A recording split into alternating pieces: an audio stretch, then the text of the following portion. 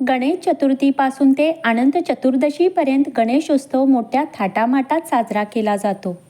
प्रत्येक वर्षी अनंत चतुर्दशीला गणपती विसर्जनाने गणेशोत्सवाची सांगता होते.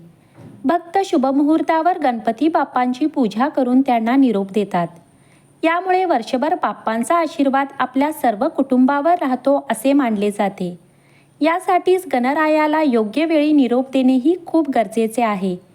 तर यंदाच्या अनंत चतुर्दशीच्या दिवशी गणेश विसर्जनाचा शुभमुहूर्त व विधी काय आहे? चला तर मग जाणून घेऊयात.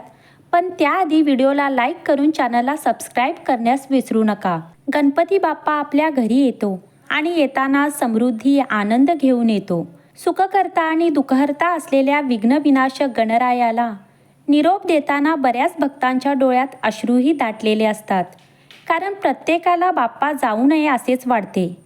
यंदा शनिवारी म्हणजेच 6 सप्टेंबर 2025 रोजी अनंत चतुर्दशी आहे. या दिवशी विसर्जनासाठी सकाळपासून ते रात्रीपर्यंत 5 शुभमुहूर्त आहेत.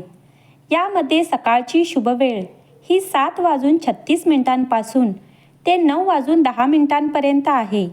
तर दुपारचा अमृत मुहूर्त हा 12:17 ते 4:59 आहे. तर सायंकाळची शुभवेळ ही 6:33 ते 7:59 आहे. तर रात्रीचा अमृत मुहूर्त हा 9:25 ते 1:44 आहे.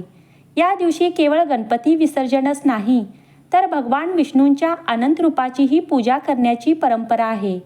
ज्यामुळे या दिवसाचे धार्मिक महत्त्व अधिक वाढते. गणेश विसर्जना दिवशी नेहमीप्रमाणे विधिवत पूजा झाल्यावर बाप्पांना फळांचा व मोदकाचा नैवेद्य दाखवला जातो व गणपती बाप्पांकडे गणपती बाप्पा मोरया, पुढच्या वर्षी लवकर या अशी विनंती गणरायाला करावी. पूजेत काही चूक झाली असल्यास बाप्पांकडे माफी मागावी व आपली एखादी इच्छा सांगायची असेल तर या दिवशी आवर्जून गणपती बाप्पांच्या उजव्या कानात इच्छा सांगावी. त्यानंतर जयघोष करत बाप्पांना आपल्या संपूर्ण घरभर फिरवावे. मग बाप्पांना विसर्जनाच्या ठिकाणी घेऊन जावे.